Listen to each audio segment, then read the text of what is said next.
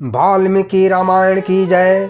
दोस्तों, सनातन धर्म की जय। हर हर महादेव। श्रोताओं, वाल्मीकि रामायण की कथा लेकर आया हूँ। अगस्त ऋषि राजा राम को रावण के दिग्विजय की कथा सुना रहे हैं। अगस्त ऋषि कहते हैं, श्री राम कैलाश पर्वत के पास दशानन की सेना पड़ाव डालकर रात्रि में विश्राम करने लगी, परंतु राक्षस रावण कैलाश के शिखर पर बैठकर चंद्रमा के चांदनी से सुशोभित उस पर्वत की छटा को निहार रहा था। वहाँ मधुर कंठ से गाने वाले किन्नर अपनी पत्नियों के साथ राग युक्त गीत गा रहे थे। वहाँ पर विद्याधर युवतियों के साथ क्रीड़ा करते हुए आनंदित हो रहे थे। उस स्थान से रावण को कुबेर के भवन में गाती हुई अप्सराओं के गीत की मधुर ध्वनि उसके कानों में गूंज रही थी। सुगंधित फूलों से वह पर्वत सुगंधित हो गया था। वहाँ पर शीतल मंद और सुगंधित वायु रावण के मन में आनंद को बढ़ा रही थी। तभी समस्त अप्सराओं में श्रेष्ठ चंद्रमुखी रंभा वस्त्र आभूषणों से विभूषित होकर उस मार्ग से निकली। उसका मुख चंद्रमा के समान, उसकी भौहें कमान के समान दिख रही थी। वह सेना के बीच से होकर जा रही थी, अतः रावण ने उसे देख लिया। उसको देखते ही रावण काम भावना से ग्रसित हो गया। उसने अन्यत्र जाती हुई रंभा का हाथ पकड़ लिया। वह अबला घबरा गई। फिर पापी राक्षस रावण मुस्कराकर बोला, सुंदरी कहाँ जा रही हो? किसके भाग्य का उदय का समय आ गया है जो तुम्हारा उपभोग करेगा? सुंदरी, इस समय इंद्र, उपेंद्र अथवा अश्विनी कुमार आदि कौन पुरुष हमसे बढ़कर है? कामनी, तुम मुझे छोड़कर अन्यत्र जा रही हो, यह अच्छा नहीं है। मैं ही संपूर्ण लोकों का अधिपति हूँ। सुंदरी, तुम मुझे स्वीकार कर लो। श्रोता बंधु, रावण के ऐसा कहने पर रंभा कांप उठी और हाथ जोड़कर बोली, राजन, मुझ पर कृपा कीजिए।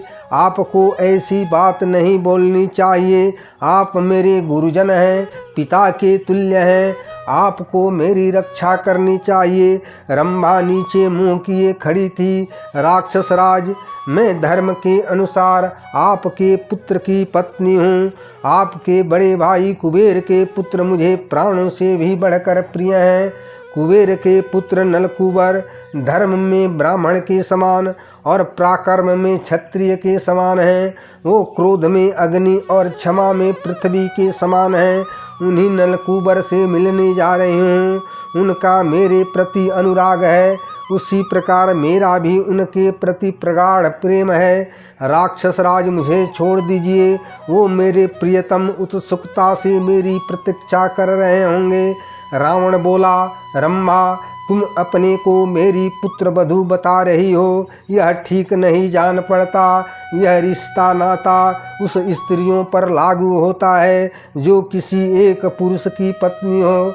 देवलोक में यही नियम चला आ रहा है कि अप्सरा का कोई पति नहीं होता। ऐसा बोलकर पापी रावण ने रंभा को बलपूर्वक शिला पर बैठा दिया और उसके साथ दुराचार किया। उसके कपड़े और आभूषण अस्त व्यस्त हो गए थे। उपभोग के बाद रावण ने उसे छोड़ दिया। श्रोताओं, रंभा लज्जा और भय से कांपती हुई वह नलकूबर के पास गई और हाथ जोड़कर उसके पैरों में गिर पड़ी। श्रोताओं, रंभा को इस अवस्था में देखकर कुबेर के पुत्र नलकूबर ने पूछा, भद्रे, क्या बात है? तुम इस तरह घबरा कर मेरे पैरों पर क्यों गिर पड़ी? रंभा लंबी सांस लेकर जो कुछ हुआ था वह सब ठीक ठीक बतलाना आरंभ किया। देव, राक्षस राज रावण स्वर्गलोक पर आक्रमण करने के लिए आया है। मैं आपके पास आ रही थी और उस राक्षस ने मेरा हाथ पकड़ लिया। स्वामी, मैं बार बार प्रार्थना करती रही कि मैं आपकी पुत्र वधू हूँ, मुझे छोड़ दीजिए, किंतु उसने मेरी सारी बातें अनसुनी कर दी और बलपूर्वक मेरे साथ दुराचार किया। नाथ, इस बेबसी की दशा में मुझसे जो अपराध बन गया है उसे आप क्षमा करें। देव, नारी अबला होती है, इसलिए मैं उस दुष्ट से अपनी रक्षा नहीं कर पाई। रावण की उस करतूत को जानकर नलकूबर के नेत्र क्रोध से लाल हो गए। नलकूबर हाथ में जल लेकर विधि पूर्वक आचमन करके उन्होंने राक्षसराज रावण को बड़ा भयंकर श्राप दे दिया। रावण, तुमने ब्रह्मा के ना चाहते हुए भी उसके ऊपर बलपूर्वक अत्याचार किया है, अतः आज के बाद जिस किसी स्त्री से उसके ना चाहते हुए भी दुराचार करेगा तो तत्काल रावण तेरे मस्तक के 7 टुकड़े हो जाएंगे। श्रोताओं, नलकूबर के मुख से रावण के लिए इस भयंकर श्राप को सुनकर देवता बहुत प्रसन्न हुए और आकाश से फूलों की वर्षा करने लगे। रावण के लिए ऐसे श्राप से ऋषियों और पितरों को भी बड़ी प्रसन्नता हुई।